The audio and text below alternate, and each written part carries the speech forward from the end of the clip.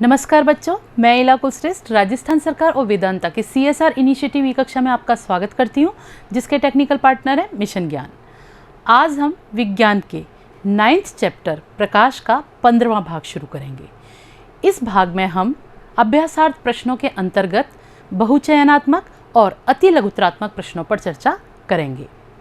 पर उससे पहले मैं आपको बोलना चाहूँगी बच्चों, हम जब भी किसी प्रश्न को पढ़ते हैं तो कई बार वो प्रश्न हमको समझ में नहीं आता। हम ये जान ही नहीं पाते कि हमें उसका उत्तर क्या देना है और किस प्रकार से देना है। तो मेरी सलाह रहेगी आपको कि आप ऐसी स्थिति में प्रश्न को बार बार पढ़िएगा। जब आप कई बार प्रश्न को पढ़ेंगे तो आप ये महसूस करेंगे कि आप उसका उत्तर तो आसानी से दे सकते हैं। बिल्कुल, यदि आपने पाठ को समझकर और अच्छी तरह से पढ़ा है तो ऐसा हो ही नहीं सकता कि प्रश्न आपको समझ में नहीं आए। तो मेरी सलाह है कि नहीं समझ में आने पर प्रश्नों को बार बार पढ़ें। हम शुरू करते हैं बहुचयनात्मक प्रश्न। तो पहला प्रश्न है हमारा, निम्न में से कौन से दर्पण से वृहद दृष्टि क्षेत्र दिखेगा? वृहद दृष्टि क्षेत्र का मतलब बड़ा दिखाई देने वाला एरिया, यानी हम उस दर्पण के द्वारा एक बड़ा एरिया देख सकते हैं। आपने पढ़े थे बच्चों, याद करिए। मैं एक हिंट देती हूँ, अवतल दर्पण उत्तल दर्पण के उपयोगों को याद करिएगा। करिए, सोचिए सोचिए, बिल्कुल याद आएगा आपको। हमने कहाँ पढ़ा था कि वृहद दृष्टि क्षेत्र किससे दिखाई देता है और कहाँ ज़रूरत पड़ती है इसकी? बताइए। गिनती हूँ मैं 10 तक, ज़्यादा समय नहीं दूंगी, सोच लीजिएगा। 1 2 3 4 5 6 7 8 9 एंड 10। याद आया कुछ? बिल्कुल आ गया होगा। चलो मैं बता देती हूँ, मुझे तो आ गया याद। इसका उत्तर रहेगा आपका उत्तल दर्पण। क्यों भाई? हमने पढ़ा था कि उत्तल दर्पण गाड़ियों के पार्श्व दर्पण के रूप में या फिर पश्च दृश्य दर्पण के रूप में काम में आता है। क्यों? क्योंकि उस छोटे से दर्पण में ही पीछे का बहुत बड़ा एरिया दिखाई देता है, जिसमें पीछे आने वाले वाहन छोटे छोटे दिखाई देते हैं और पूरा पीछे का एरिया हम एक साथ देख पाते हैं। पढ़ा था हम लोगों ने, याद आया कुछ? जिसके कारण क्या होता है, हम अपने वाहन को सही प्रकार से आगे ड्राइव कर सकते हैं। समझे बच्चों? तो इसका उत्तर क्या रहा? उत्तल दर्पण। मुझे लगता है आप में से लगभग सबने सही सोचा होगा, और यदि जिसने सही सोचा है वो अपनी पीठ थपथपा ले मेरी तरफ से, और जिसने नहीं सोचा है तो वो अपने उत्तर को सही कर ले। ठीक है बच्चों? बाकी 3 ऑप्शंस इसलिए नहीं हो सकते क्योंकि समतल दर्पण तो बच्चों उसमें प्रतिबिंब कैसा दिखाई देता है, जितनी बड़ी वस्तु है उतना बड़ा दिखाई देगा। तो यदि गाड़ियों में वो आगे लगा हुआ है तो एक ही वाहन यदि ट्रक पीछे आ रहा है तो वो ही देख पाएंगे हम लोग, इसमें वृहद क्षेत्र नहीं देख पाएंगे। इसी तरह से अवतल दर्पण है, अवतल दर्पण में भी हम वृहद क्षेत्र नहीं देख सकते। क्यों? आपने देखा होगा जब हम प्रतिबिंब बनाते हैं अवतल दर्पण से, याद करिएगा, ये क्या है आपका, जैसे अवतल दर्पण ये मुख्य अक्ष हो गया। जब प्रतिबिंब बनाएंगे तो ये प्रकाश को क्या करता है? अभिसारित करता है। तो अभिसारित प्रकाश जो होगा उसका एरिया क्या होगा? वो बहुत छोटा होगा। जबकि हमने उत्तल दर्पण में क्या पढ़ा था? ये प्रकाश को क्या करता है? अपसारित करता है इस तरह से। तो ये जो अपसारित कर रहा है प्रकाश को, तो दृष्टि क्षेत्र क्या हो गया इसका? बड़ा वृहद हो गया या बड़ा हो गया। तो इसलिए इसका सही उत्तर क्या रहा? उत्तल दर्पण। ये नहीं हो सकता परवलय, क्योंकि ये आपने पढ़ा ही नहीं है, तो इस पे तो ध्यान ही मत दीजिएगा। बिल्कुल, वैसे भी परवलय दर्पण इस आकृति के होते हैं, तो ये हमने नहीं पढ़े, इसके बारे में हम जानते ही नहीं है। तो ये ऑप्शन हमारा नहीं होगा, हमें इन 3 में से सोचना है। तो सही उत्तर रहा हमारा उत्तल दर्पण। दूसरा प्रश्न है आपका, प्रकाश का वेग सर्वाधिक होगा। ये तो आप सभी बता देंगे उत्तर, सोच भी लिया होगा आप लोगों ने। बिल्कुल सही सोच रहे हैं आप। कब प्रकाश का वेग अधिक होगा? जब रास्ते में रुकावट नहीं होगी। मैं हिंट दे रही हूँ, सोचते रहिए। और यदि रुकावट भी हो तो कम हो, उसमें प्रकाश का वेग अधिक होगा। पर यहाँ हमारे जो 4 ऑप्शंस हैं, मैं शुरू करती हूँ। पानी में, कांच में, निर्वात में और ग्लिसरीन में कौन सा ऐसा ऑप्शन है जिसमें पदार्थ के कण नहीं होंगे या कम होंगे? पर यहाँ पर हमारे पास ये निर्वात मौजूद है, तो हम ये देखेंगे कि जिसमें पदार्थ के कण नहीं है, तो निर्वात में ही क्या होगा? सबसे अधिक प्रकाश का वेग होगा, क्योंकि वहाँ पे प्रकाश के मार्ग में रुकावट डालने के लिए कोई भी कण मौजूद नहीं है। जबकि पानी, कांच, ग्लिसरीन, इन तीनों में पदार्थ के कण हैं, किसी में बहुत अधिक है, किसी में कम। तो ये तो रुकावट कुछ ना कुछ तो डालेंगे ही। केवल निर्वात ही एक ऐसा ऑप्शन है जिसमें पदार्थ के कण प्रकाश की गति में रुकावट नहीं डालेंगे तो वहीं पर प्रकाश का वेग सबसे अधिक होगा। तो ये है आपका किसका, दूसरे प्रश्न का उत्तर। हमारा थर्ड प्रश्न है, किस प्रभाव के कारण टंकी के पैंदे पे रखा सिक्का थोड़ा ऊपर उठा हुआ दिखाई देता है? सोचिए, किस प्रभाव के कारण? हमने पढ़ा था अपवर्तन के अनुप्रयोगों में, याद आया कुछ? ये उदाहरण पढ़ा था, बीकर में रखा सिक्का ऊपर उठा दिखाई देता है, तो वही बात है, टंकी में रखा सिक्का ऊपर उठाई देता है, किसके कारण उठा हुआ दिखाई देगा? सोचिए, बिल्कुल सोचिए, सोचिए, बिल्कुल सोच लिया होगा अब तक तो। अपवर्तन के कारण। क्या रहा है इसका उत्तर? अपवर्तन। क्योंकि वैसे भी सोचिए आप, ये कह रहा है टंकी के पैंदे पे रखा सिक्का थोड़ा ऊपर उठा दिखाई देता है। टंकी में क्या होता है? पानी। तो जब पानी है तो प्रकाश की किरण कहाँ से आ रही है? पानी में। और हम कहाँ से देख रहे हैं? वायु में से। तो प्रकाश की किरण जब एक माध्यम से दूसरे माध्यम में आती है तो अपवर्तन की घटना ही होती है, जबकि परावर्तन ये किस में होगी? एक ही माध्यम में लौट जाता है प्रकाश। पूर्ण आंतरिक परावर्तन में भी क्या होगा? है तो ये अपवर्तन की घटना, पर होता क्या है? प्रकाश उसी माध्यम में वापस लौट जाता है। और उत्तल दर्पण, अब सिक्के और हमारे बीच में कोई दर्पण तो है ही नहीं, तो इसलिए ये तो ऑप्शन होगा ही नहीं। तो रहा हमारा सही आंसर क्या? अपवर्तन। परावर्तन पूर्ण आंतरिक परावर्तन भी नहीं है। ठीक है बच्चों, तो ये है हमारा थर्ड क्वेश्चन का उत्तर। अब हम आते हैं फोर्थ क्वेश्चन पर। यदि एक दर्पण की फोकस दूरी कितनी है? +60 सेंटीमीटर है, तो यह दर्पण होगा। अरे भाई, हमें न्यूमेरिकल नहीं करना है, हमें यहाँ पे क्या देखना है? बताओ, दर्पण कौन सा होगा और वो किस आधार पर पता चलेगा? इसकी फोकस दूरी के आधार पर। 60 सेंटीमीटर नहीं, फोकस दूरी कैसी है? धनात्मक है। तो धनात्मक फोकस दूरी किस दर्पण की होती है? सोचिएगा, आप कल्पना कर लीजिएगा दोनों दर्पणों की। हमारे पास दो दर्पण है, अवतल और उत्तल। तो दोनों दर्पणों से प्रतिबिंब कैसे बनता है और फोकस बिंदु कहाँ स्थित होता है, इस आधार पर आप ये निकाल सकते हैं। ये मेरा हिंट है आपको। सोचिए बच्चों, बोलिए, याद आया क्या? कुछ कर पा रहे हो या नहीं? बताओ। मैं बताऊं? बताती हूँ मैं आपको, सुनिए ध्यान से। हमने कार्तीय चिन्ह परिपाटी के अनुसार पढ़ा था कि धनात्मक दूरी किस तरफ होगी? दर्पण के दाईं तरफ। तो अवतल और उत्तल दो दर्पणों में हम देखते हैं कि हमारा प्रतिबिंब दाईं तरफ कब बन रहा है या फोकस बिंदु पे कब काटती प्रतीत होती है। तो देखिएगा आप यहाँ पे, ये मान लीजिए आपका क्या है? अवतल दर्पण है। सबसे पहले हम ले लेते हैं, अवतल दर्पण दे रखा है, अवतल दर्पण ले लिया।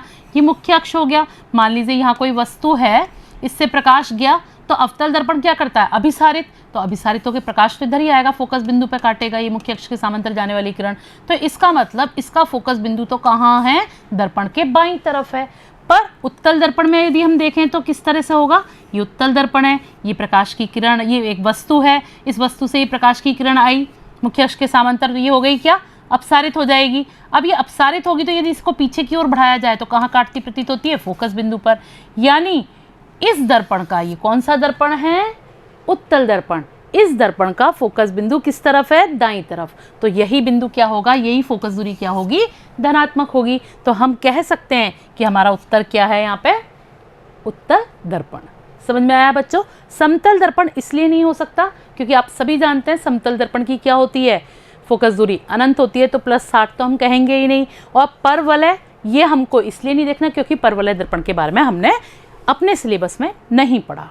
ठीक है बच्चों, तो आपका सही उत्तर क्या रहा? इसका उत्तल दर्पण। नेक्स्ट प्रश्न है आपका, एक समतल दर्पण की फोकस दूरी होगी। कितनी होती है बच्चों समतल दर्पण की फोकस दूरी? अभी पिछले प्रश्न में ही मैंने बोल दिया है, याद कर लो, अनंत। पर कैसे? देखो बच्चों, कोई भी जो दर्पण है, हम ये सोच सकते हैं, जैसे मान लीजिए ये क्या है आपका? समतल दर्पण है, एक छोटा सा। तो इस समतल दर्पण को हम इस गोले का भी भाग मान सकते हैं, हम इस समतल दर्पण को इतने बड़े गोले का भी भाग मान सकते हैं, हम इतने से समतल दर्पण को हम इतने बड़े गोले का भी भाग मान सकते हैं, और हो सकता है वो इतने बड़े गोले का भाग हो। तो समतल दर्पण बहुत बड़े गोले का भी भाग हो सकता है, बहुत छोटे। तो हम कह नहीं सकते कि समतल दर्पण किस गोले का भाग है और उसकी वक्रता त्रिज्या कितनी होगी। तो जितना बड़ा ये गोला होगा उतनी अधिक उसकी वक्रता त्रिज्या होगी। तो हम ये मान के चलते हैं कि जैसे समतल दर्पण जो होता है उसकी वक्रता त्रिज्या क्या है? अनंत है। क्योंकि समतल दर्पण हम ये बता नहीं सकते कितने बड़े गोले का भाग है, तो हम अनंत मान के चलते हैं उसकी वक्रता त्रिज्या को। तो जहाँ r का मान कितना है, अनंत है, यानी वक्रता त्रिज्या क्या है, अनंत।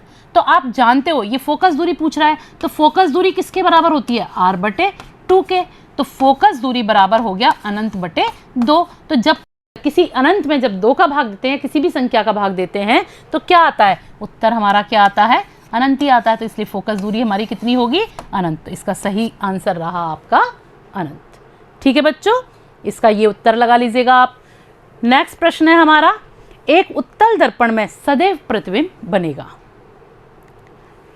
उत्तल दर्पण कौन सा दर्पण है, उत्तल दर्पण। आप याद करिएगा, आपने 2 दर्पण पढ़े थे, अवतल और उत्तल। तो अवतल दर्पण में जब हमने प्रतिबिंब बनाए थे तो 6 स्थितियां थी, तो उसमें से कुछ वास्तविक थे और एक आभासी था, पढ़ा था हम लोगों ने। परंतु जब उत्तल दर्पण से बनाए थे तो 2 स्थितियां थी और दोनों में ही प्रतिबिंब कैसे थे, बताइए, आभासी थे। एक बार बना के देख लेते हैं हम एक। ये रहा आपका उत्तल दर्पण, ये मुख्य अक्ष, ये मान लीजिए रखिए क्या, वस्तु। इस वस्तु से ये प्रकाश गया, अपसारित हो गया, अब मुख्य अक्ष के समांतर जा रहा है, तो ये तो अपसारित हो गया, इसे जाना चाहिए था फोकस बिंदु पर। तो यदि हम इसको पीछे की ओर बढ़ाते हैं तो ये फोकस बिंदु से आता प्रतीत होता है, काटता प्रतीत होता है। ठीक है, इसी तरह से अगर हम तिर्यक रेखा लेते हैं तो ये गई, यूं गई, तो प्रतिबिंब इसको भी पीछे बढ़ाना पड़ेगा, तो प्रतिबिंब कहाँ बनेगा, यहाँ पे बनेगा। तो ये देख रहे हो आप, ये सब क्या है, ये हम वास्तव प्रकाश तो ये जा रहा है, परंतु हम इनको इमेजिन कर रहे हैं कि पीछे की ओर बढ़ाया जाए तो कहाँ मिलेंगे। तो जहाँ इमेजिन कर रहे हैं वहीं पे कैसा प्रतिबिंब होगा, आभासी। अब आभासी के हमारे पास 2 ऑप्शंस हैं, एक ये और एक ये वाला। पर ये आभासी उल्टे के साथ है और ये आभासी सीधे के साथ। और आपने बार बार पढ़ा था कि आभासी प्रतिबिंब हमेशा कैसे होते हैं, सीधे। और यहाँ हमने बनाया तो हमारा प्रतिबिंब भी कैसा बन रहा है, सीधा। तो ये हमारा रहा उत्तर, कौन सा, चौथा वाला, घ वाला, आभासी और सीधा। ठीक है बच्चों, तो ये रहा हमारे कौन से, छठे प्रश्न का उत्तर। 7वां प्रश्न हमारा है, एक लेंस की क्षमता +2 डायोप्टर है तो उसकी फोकस दूरी होगी। बताइए क्या होगी, सोचिए सोचिए। हमने लेंस की क्षमता का टॉपिक जब पढ़ा था तो कहा था मैंने आपसे, ये छोटे छोटे सवाल आते हैं, बहुत आसान और बहुत सरल, पर हमें थोड़ा सा ध्यान रखना पड़ेगा। बताइए कौन सा सूत्र था, सोचिए सोचिए, सोच लीजिएगा। वैसे आप सब सोच चुके होंगे, मुझे पता है आप सही सोच रहे होंगे, पर मैं करती हूँ, फिर आप देखिएगा आपने कैसा सोचा, सही सोचा या गलत। तो सही है तो शाबाशी मेरी तरफ से, और नहीं तो सही कर लीजिएगा अपने उत्तर को। देखिए आप, आपका सूत्र होगा क्षमता का P बराबर 1/f। हमें निकालनी है फोकस दूरी, तो F बराबर हो गया 1/P। ये हमारा सूत्र बन जाएगा। इसमें हम P का मान रख देंगे, कितना दे रखा है क्षमता, +2 डायोप्टर, तो F बराबर हो गया आपका 1/2। जब 2 का भाग 1 में देंगे तो कितना आएगा, 0.5। अब इसके आगे इकाई भी लगानी पड़ेगी, ये 5 है बच्चों, 8 नहीं है, ये ध्यान रखना, कितना है ये, 0.5। तो यहाँ पे हमको क्या लगाना पड़ेगा, मात्रक भी लगाना पड़ेगा। तो मैंने आपको बताया था कि जब डायोप्टर मात्रक होता है तो फोकस दूरी किस में होती है, मीटर में होती है। तो बस याद कर लीजिएगा 0.5 मीटर। तो हम यहाँ पे 0.5 मीटर लिख सकते हैं, और हमें तो उत्तर देखना है, यहाँ पे सारे ही मीटर में, तो हमारा उत्तर रहा 0.5 मीटर। ठीक है बच्चों, आप सूत्र रखेंगे तो आप उत्तर आसानी से निकाल सकते हैं, हमें सारे ऑप्शंस भी देखने की ज़रूरत नहीं पड़ेगी अगर हमें सूत्र याद है तो। वैसे आप देख सकते हैं सारे ऑप्शंस, 0.5 एक ही है, कौन सा, गा वाला।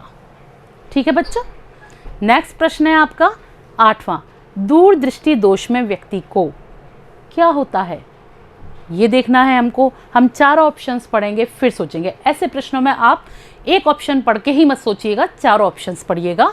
पहला है, निकट की वस्तु स्पष्ट दिखाई देगी। क्या दूरदृष्टि दोष में हमें निकट की वस्तु स्पष्ट दिखाई देती है?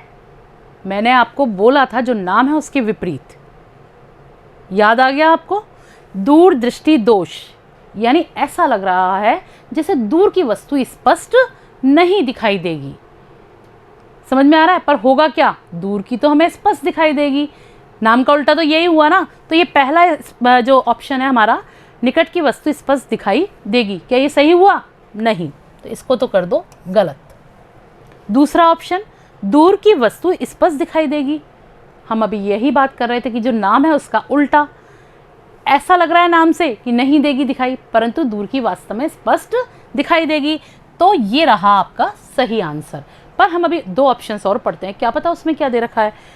निकट व दूर दोनों की वस्तुएं स्पष्ट दिखाई नहीं देंगी। भाई दूर दृष्टि दोष में तो ये होता ही नहीं है, ये तो ज़रा दृष्टि दोष होता है जिसमें दोनों ही स्पष्ट नहीं दिखाई देती, तो ये ऑप्शन भी हमारा गलत हो गया।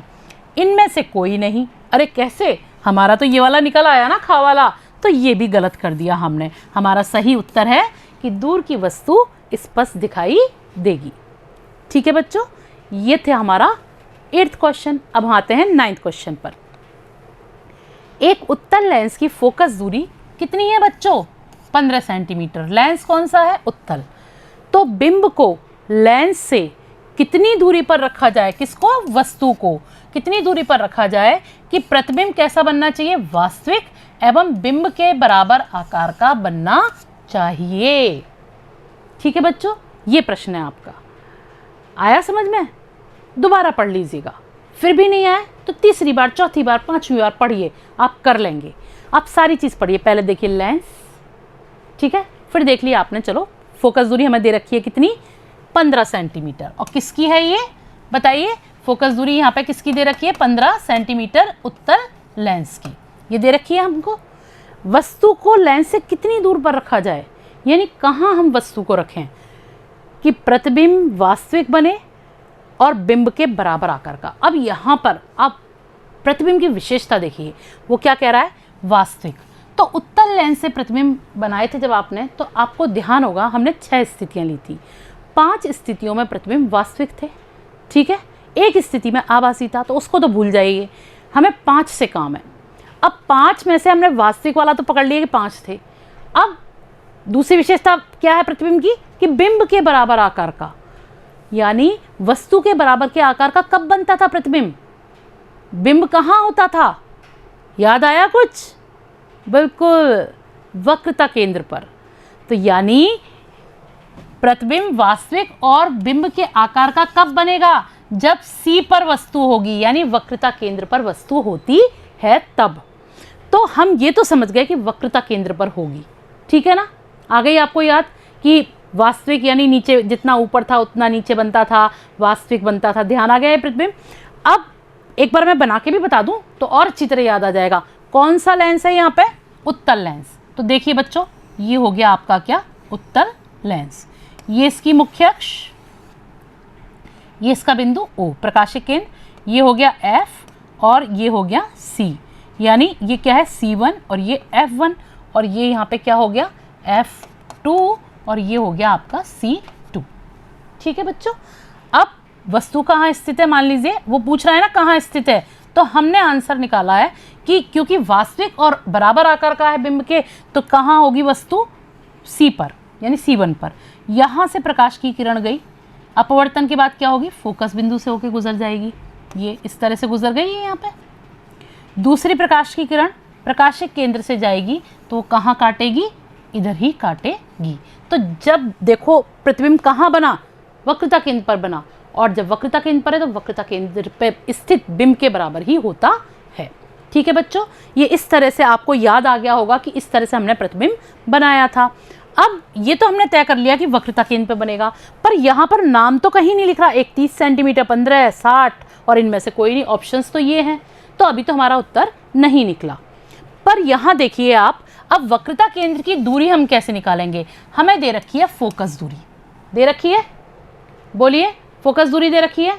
तो आपने पढ़ा होगा एक सूत्र कि फोकस दूरी जो होती है वो क्या होती है?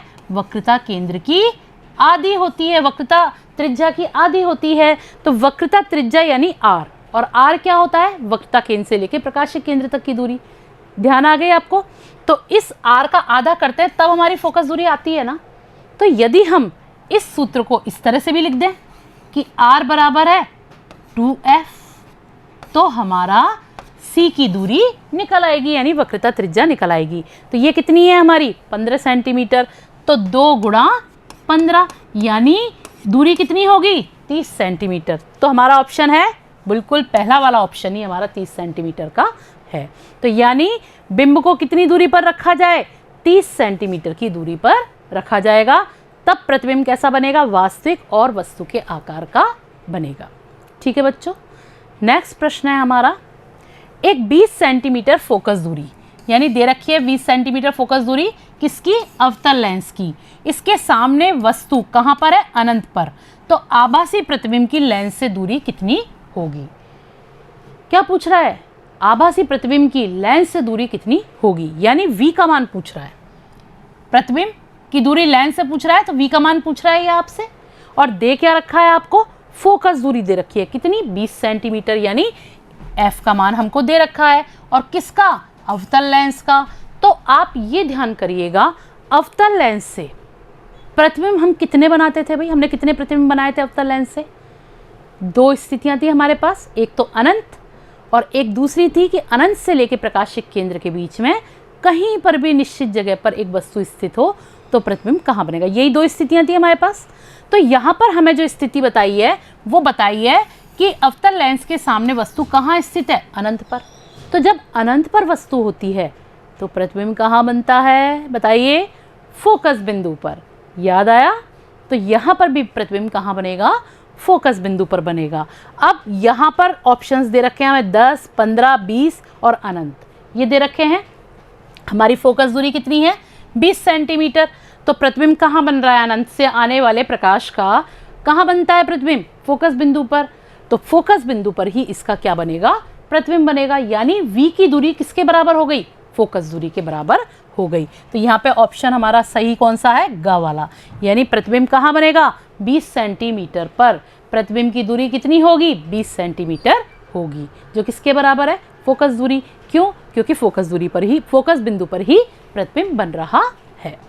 ठीक है बच्चों, ये रहा आपका लास्ट बहुचयनात्मक प्रश्न। इसके बाद हम आएंगे किस पर, अति लघुत्तरात्मक प्रश्नों पर। हम शुरू करेंगे अब अति लघुत्तरात्मक प्रश्न। जब कोई वस्तु प्रकाश के सभी रंगों का अवशोषण कर लेती है तो वह वस्तु किस रंग की दिखाई देगी या देती है। यानी ये क्या कह रहा है, पहला प्रश्न में हमसे पूछ रहा है कि किसी वस्तु पर जब प्रकाश आपतित होता है और यदि वो प्रकाश को अवशोषित कर ले, पूरे प्रकाश को, तो वस्तु हमें किस रंग की दिखाई देगी। आपने पढ़ा था श्वेत रंग जो होता है प्रकाश का वो 7 रंगों से मिलकर बना है। तो जब वस्तु ने सभी रंगों को अवशोषित कर लिया तो वस्तु से टकराकर लौटने वाला प्रकाश तो रहा ही नहीं, तो यानी वहाँ अंधेरा हो गया और हमें कैसी दिखाई देगी, वस्तु काली दिखाई देने लग जाएगी, क्योंकि वहाँ से परावर्तित होने वाला रंग कोई भी नहीं है। तो इसलिए हम लिखेंगे कि जब कोई वस्तु प्रकाश के सभी रंगों को अवशोषित कर लेती है तो वह वस्तु हमको कैसी दिखाई देती है, काली दिखाई देती है। अति लघुत्तरात्मक प्रश्न है तो इतना ही आंसर हमारे लिए बहुत है। ठीक है बच्चों, ये रहा हमारा पहला प्रश्न, कंप्लीट हो गया। अब आता है दूसरा प्रश्न। यदि हम समतल दर्पण में हमारा पूर्ण प्रतिबिंब देखना चाहें तो दर्पण की न्यूनतम लंबाई कितनी होनी चाहिए। यानी हमें अपना पूरा सिर से लेकर पैर तक की छवि देखनी है, प्रतिबिंब देखना है, तो दर्पण कितना लंबा होना चाहिए। इसका बच्चों एक सूत्र है जो मैं आपको बताती हूँ। आपके किताब में जिस तरह से ये बताया था कि 2 त्रिभुज समरूप हैं तो हम किस तरह से आगे डिराइव करते हैं सूत्रों को, तो उसी तरह से इसका भी सूत्र डिराइव किया जाता है, व्युत्पन्न किया जाता है। तो वो जो सूत्र या समीकरण आता है वही मैं लिख के बताऊँगी शॉर्ट में, ये इतना डिटेल में आपके नहीं है पर आपको समझाने के लिए थोड़ा सा बता रही हूँ। आपका जो सूत्र आएगा वो इस तरह से आएगा, x/h बराबर है 2x/H। यहाँ पर ये जो h है ये क्या है, दर्पण की हाइट, दर्पण की लंबाई, और ये जो h है कैपिटल H ये क्या है, व्यक्ति की लंबाई या ऊंचाई पूरी। ये इस तरह से दे रखा है। अब हमें निकालना क्या है यहाँ पे कि दर्पण की न्यूनतम लंबाई वो पूछ रहा है। तो यदि हम दर्पण की न्यूनतम लंबाई लाएंगे तो कैसे करेंगे हम लोग, हम कर सकते हैं x गुणा h, ये वाला h इधर ले गए, ये वाला इधर ले गए, बराबर 2x इंटू h, ये भाग दे रहा है, ऊपर आके गुणा करेगा, ये 2x है।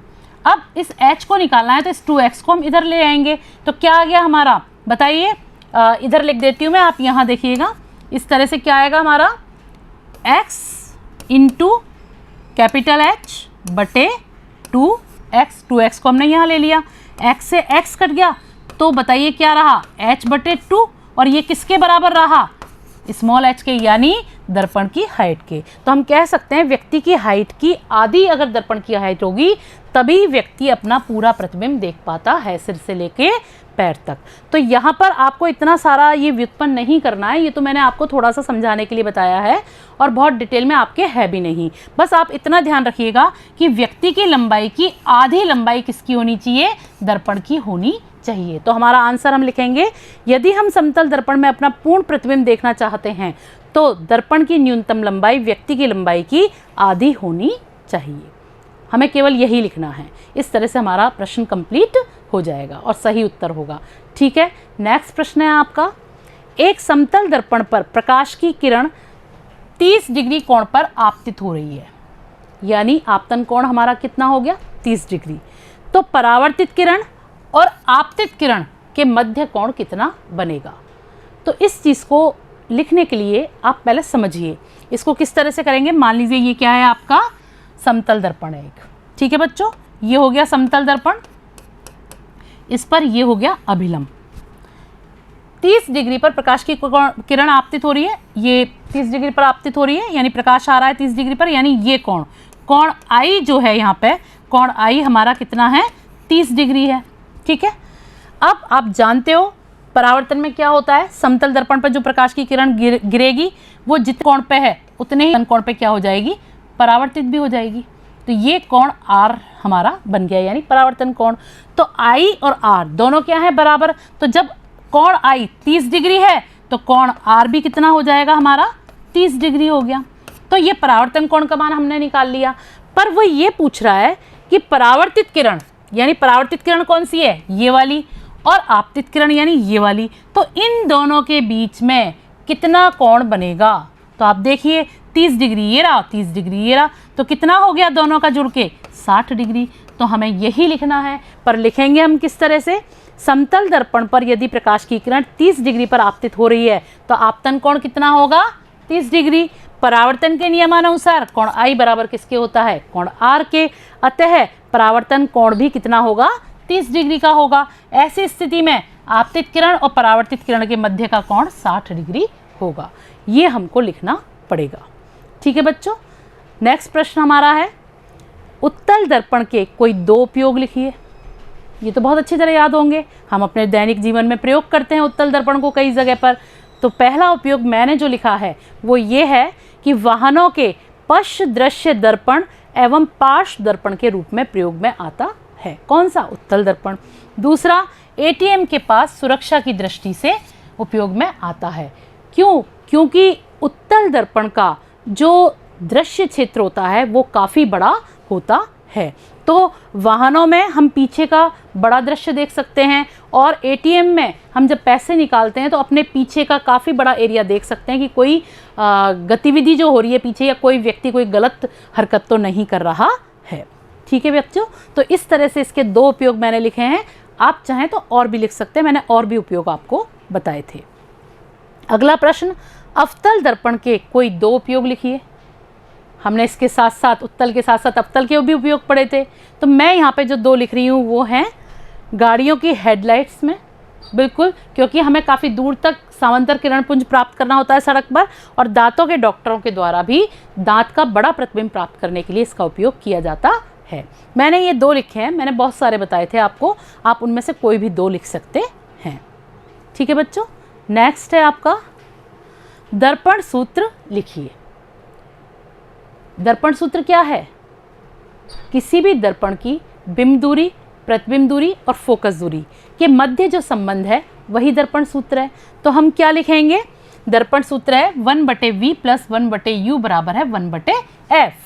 और यहाँ पर VUF क्या है, V है प्रतिबिंब की ध्रुव से दूरी, ध्रुव क्यों, क्योंकि दर्पण है, और U क्या है, बिंब की ध्रुव से दूरी, और F है दर्पण की फोकस दूरी।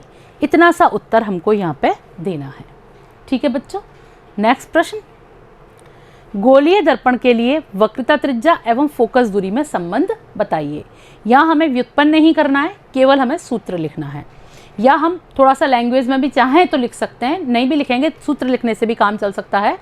हम केवल इतना भी लिख सकते हैं, गोलीय दर्पण के लिए वक्रता त्रिज्या जो होती है वो फोकस दूरी की दुगनी होती है। ये लिख सकते हैं हम लैंग्वेज के रूप में या भाषा के रूप में, और नहीं तो आप जो संबंध है वो इस तरह से भी दे सकते हैं कि r बराबर है 2f, या हम f बराबर r/2 भी लिख सकते हैं। ठीक है बच्चों, कितने छोटे छोटे और आसान प्रश्न हैं, और आपने बहुत अच्छी तरह पाठ को पढ़ा है, मैं जानती हूँ। तो ये सारे प्रश्नों के उत्तर आप आसानी से दे सकते हैं। ये तो बिल्कुल स्पष्ट प्रश्न हैं आपके, आपको पढ़ते ही समझ में आ रहे होंगे। नेक्स्ट प्रश्न, आवर्धनता का सूत्र लिखिए। दर्पण सूत्र के बाद हमने आवर्धनता का सूत्र ही पढ़ा था, आपको याद है। तो यहाँ पे आवर्धनता का सूत्र क्या है? आवर्धनता यानी m बराबर है h'/h। m तो हम जान गए कि आवर्धनता है, h' क्या है? प्रतिबिंब की ऊंचाई, और h क्या है? बिंब की ऊंचाई। यानी आवर्धनता प्रतिबिंब की ऊंचाई और बिंब की ऊंचाई का अनुपात होती है। ठीक है बच्चों, ये आपको यहाँ पे लिखना है और ये बताना है ये h' क्या है और h क्या है। नेक्स्ट प्रश्न, स्नेल का नियम लिखिए। कहाँ पढ़ा था हमने स्नेल का नियम? अपवर्तन के नियमों में। अपवर्तन का जो दूसरा नियम था वो क्या था? स्नेल का अपवर्तन का नियम था। क्या था वो बच्चों? याद आया आपको कुछ? याद करिएगा। आपतन कोण की ज्या और अपवर्तन कोण की ज्या का जो अनुपात होता है वो एक स्थिर राशि होता है। यदि माध्यम और प्रकाश का रंग स्थिर रहे, तो हमने ये वाली बात कही थी, पढ़ी थी ना अच्छी तरह से। तो यहाँ पर यही हमको लिखना है। क्या लिखेंगे आप? स्नेल का नियम हेडिंग बनाइएगा, इसे अंडरलाइन ज़रूर करिएगा। उसके बाद लिखिए, समान माध्यम के लिए आपतन कोण की ज्या यानी साइन व अपवर्तन कोण की ज्या का अनुपात एक स्थिर राशि होता है। यानी साइन i/साइन r बराबर है म्यू, यानी ये एक स्थिरांक है जिसको हम म्यू से प्रकट करते हैं। ये वास्तव में क्या है? अपवर्तनांक। इसे दूसरे माध्यम का पहले माध्यम के सापेक्ष अपवर्तनांक कहते हैं। ये कौन से माध्यम का अपवर्तनांक है? दूसरे माध्यम का पहले माध्यम के सापेक्ष अपवर्तनांक है। आप चाहें तो इसको ऐसे भी लिख सकते हैं, μ2 यानी दूसरे माध्यम का पहले माध्यम के सापेक्ष। तो μ2 बराबर है साइन i/साइन r। ऐसे भी लिखा जा सकता है क्योंकि यहाँ पे हमें अपवर्तनांक ही बताना है। यही स्नेल का नियम है बच्चों। ठीक है बच्चों, नेक्स्ट प्रश्न 10वां, लेंस सूत्र लिखिए। जैसे दर्पण सूत्र लिखा था वैसे ही लेंस सूत्र। तो लेंस के लिए भी जो बिंब दूरी है, फोकस दूरी है, प्रतिबिंब दूरी है, इन तीनों के बीच का जो संबंध है वही क्या कहलाता है? लेंस सूत्र से प्रकट होता है या कहलाता है। आप देखिए किस तरह से प्रकट करेंगे इसको। 1/f बराबर है 1/v - 1/u। यहाँ क्या हो गया? दर्पण सूत्र से क्या चेंज आया? यहाँ माइनस आ गया, वहाँ प्लस था। पर आप अच्छी तरह से ध्यान रखेंगे कहाँ प्लस लगाना है, कहाँ माइनस लगाना है। तो हमारा लेंस सूत्र आया 1/f बराबर है 1/v - 1/u। यहाँ पे ये लिख दीजिएगा, u क्या है? प्रकाशिक केंद्र से बिंब की दूरी, v प्रकाशिक केंद्र से प्रतिबिंब की दूरी, और f क्या है? प्रकाशिक केंद्र से फोकस बिंदु की दूरी, यानी फोकस दूरी किसकी? लेंस की। ठीक है बच्चों, ये रहा आपका 10वां प्रश्न। नेक्स्ट क्वेश्चन है हमारा, एक वस्तु से समांतर किरणें उत्तल लेंस पर आपतित होती हैं तो उस वस्तु का प्रतिबिंब कहाँ बनेगा? क्या कह रहा है ये आपसे? कौन सा लेंस लिया पहले? तो ये देखिएगा, हमने ले लिया कौन सा? उत्तल लेंस। ठीक है, उत्तल लेंस का ये हो गया मुख्य अक्ष। वो कह रहा है एक वस्तु से समांतर किरणें आपतित होती हैं, यानी इस पर समांतर किरणें आ रही हैं। वो मुख्य अक्ष के समांतर भी हो सकती हैं या वो इस तरह से भी हो सकती हैं, पर वो किरणें कैसी हैं? सारी समांतर हैं। तो ऐसी स्थिति में प्रतिबिंब कहाँ बनेगा? तो आपने पढ़ा था पहला नियम कि जब मुख्य अक्ष के समांतर या समांतर किरणें आती हैं तो कहाँ अभिसारित होंगी? क्योंकि उत्तल लेंस है तो अभिसारित होंगी ना। तो कहाँ अभिसारित होकर मिलती हैं बताइए? फोकस बिंदु पर। ठीक है, तो मुख्य अक्ष के समांतर होती तो फोकस बिंदु पर मिल जाती, जैसे ये मिलती इस तरफ से। पर जब ये इस तरह से आ रही हैं, तिरछी होकर समांतर आ रही हैं मान लीजिए, या नीचे से समांतर आ रही हैं, तो ऐसी स्थिति में ये फोकस तल पर ही कहीं ना कहीं मिलेंगी। तो हमारा उत्तर इसका क्या होगा कि एक वस्तु से समांतर किरणें जब उत्तल लेंस पर आपतित होती हैं तो प्रतिबिंब कहाँ बनता है? फोकस तल पर बनता है। ठीक है बच्चों, ये इसका सही उत्तर है। नेक्स्ट प्रश्न, लेंस की क्षमता का मात्रक लिखिए। कितना छोटा सा प्रश्न है, केवल हमको मात्रक बताना है। तो आप लिखेंगे लेंस की क्षमता का मात्रक डायप्टर है, जिसे हम कैपिटल डी से प्रदर्शित करते हैं। ठीक है बच्चों, बस इतना सा लिखना है हमें। 13वां प्रश्न, निकट दृष्टि दोष में व्यक्ति को कौन सी स्थिति में वस्तुएं स्पष्ट नहीं दिखाई देती। वो क्या पूछ रहा है, निकट दृष्टि दोष में स्पष्ट कौन सी वस्तुएं नहीं दिखाई देती हैं। मैंने आपको बताया था कि जो दोष दे रखा है उसका जो अर्थ बन रहा है उससे थोड़ा सा उल्टा कर दो। यहाँ ऐसा लग रहा है इसको पढ़ के निकट दृष्टि दोष में कि हमें पास की वस्तु दिखाई नहीं देती स्पष्ट, पर ऐसा नहीं है। निकट दृष्टि दोष में पास की वस्तु तो स्पष्ट दिखाई देती है, पर दूर की वस्तु स्पष्ट नहीं दिखाई देती। तो हमें यही लिखना है कि निकट दृष्टि दोष में व्यक्ति को दूर स्थित वस्तुएं स्पष्ट दिखाई नहीं देती हैं। ये हमारे इस 13वें प्रश्न का उत्तर होगा। 14वां प्रश्न है हमारा, उचित क्षमता का उत्तल लेंस लगाकर कौन सा दृष्टि दोष दूर किया जा सकता है। बताइए, प्रश्न में पूछ रहा है वो आपसे कौन सा लेंस उपयोग करेंगे हम लोग, उत्तल लेंस, उचित क्षमता का उत्तल लेंस। और उत्तल लेंस से कौन सा दृष्टि दोष दूर होता है भाई, याद करिएगा। उत्तल लेंस कौन सा दृष्टि दोष दूर होगा हमारा, हमें याद करना पड़ेगा ये चीज़। आपने निकट पढ़ा था तो कौन सा लेंस का इस्तेमाल किया था, हमने दूर दृष्टि दोष पढ़ा था तो कौन से लेंस का इस्तेमाल किया था, याद आ रहा है कुछ। आप इसको ऐसे भी सोच सकते हैं कि भाई उत्तल लेंस लगाएंगे हम लोग तो क्या होगा, प्रकाश अभिसारित होगा ना, यही है। तो ऐसे सोच के देख लीजिएगा कि अवतल लगाते हैं तो क्या अपसारित होता है, और उत्तल लेंस लगाते हैं तो क्या होता है, अभिसारित होता है। तो अभिसारित करना है अगर हमें प्रकाश को, तो किस दोष में करना पड़ेगा बताओ, दूरदृष्टि दोष में। बिल्कुल सही सोच रहे हैं। तो यहाँ पर उत्तर होगा उचित क्षमता का उत्तल लेंस लगाकर दूरदृष्टि दोष, ये लिखा, दूरदृष्टि दोष को दूर किया जाता है। ठीक है बच्चों, नेक्स्ट, मोतियाबिंद क्या है, हमारा 15वां प्रश्न। नेत्र रोग, दृष्टि दोष, ये वो रोग है जिसको आम भाषा में मोतिया कहा जाता है। याद आ गया होगा आपको, क्या था, उम्र बढ़ने के साथ साथ जो हमारा लेंस है उसकी पारदर्शिता क्या हो जाती है, कम, क्योंकि लेंस के अंदर एक दूधिया पदार्थ बनने लग जाता है और इसी के कारण लेंस प्रकाश को परावर्तित करने लग जाता है। जबकि पहले तो लेंस में सारा प्रकाश अंदर जा रहा था और प्रतिबिंब बना रहा था, और अब क्या हो गया, कुछ प्रकाश अंदर जाएगा और कुछ क्या हो जाएगा, परावर्तित। ऐसी स्थिति में वस्तुएं धुंधली दिखने लग जाती हैं।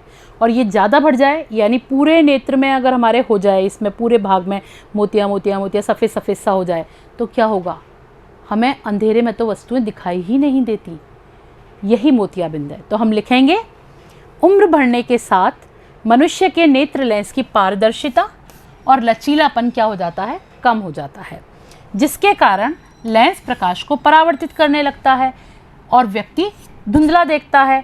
और अगर लेंस अधिक गंदला हो जाए, यानी उसमें सफ़ेद पदार्थ जो है वो बहुत ज़्यादा मात्रा में हो जाए, तो अंधेरे में हमें वस्तुएं दिखाई ही नहीं देंगी। इस दोष को ही हम क्या कहते हैं, मोतियाबिंद कहते हैं। एक बार फिर से पढ़ लीजिएगा, उम्र बढ़ने के साथ मनुष्य के नेत्र लेंस की पारदर्शिता और लचीलापन कम होता चला जाता है, जिसके कारण लेंस प्रकाश को परावर्तित करने लगता है। इस कारण व्यक्ति को धुंधला दिखने लगता है तथा लेंस के अधिक गंदला हो जाने पर अंधेरे में दिखाई नहीं देता है। इस दोष को ही हम मोतियाबिंद कहते हैं। यही पूछा है हमसे, मोतियाबिंद क्या है। नेक्स्ट प्रश्न हमारा 16वां, जो अति लघुतरात्मक का लास्ट प्रश्न है हमारा, क्या है, एक शेविंग दर्पण में हमें अपना प्रतिबिंब कैसा दिखता है। शेविंग दर्पण जिसे हम अपने पास रख के शेव बनाते हैं भाई, मेकअप दर्पण भी ऐसा ही होता है। समतल दर्पण में तो हम आईने में अपना प्रतिबिंब देखते ही हैं, पर आप याद करिए शेविंग दर्पण वो है जिसमें हम चेहरे के किसी भी भाग को बड़ा करके देखना चाहते हैं। तो समतल दर्पण तो वो होता नहीं है, वो है अवतल दर्पण, और अवतल दर्पण हमें बड़ा करके प्रतिबिंब दिखाता है और सीधा दिखाता है। तो हम शेविंग दर्पण में वो पूछ रहा है अपना प्रतिबिंब कैसा देखते हैं, बताइए। क्योंकि वो अवतल दर्पण है इसलिए हम कैसा देखते हैं, बड़ा और सीधा देखते हैं और आभासी देखते हैं। तो यहाँ उत्तर होगा हमारा, एक शेविंग दर्पण में, हमने यहाँ लिख दिया है अवतल दर्पण है ये, इसलिए आप नहीं भी लिखेंगे तो भी चलेगा। एक शेविंग दर्पण में प्रतिबिंब बड़ा, आभासी और सीधा दिखाई देता है। ठीक है बच्चों, तो ये थे हमारे अतिलघुत्तरात्मक प्रश्न। मिलते हैं अगले वीडियो में लघुत्तरात्मक प्रश्नों के साथ। धन्यवाद।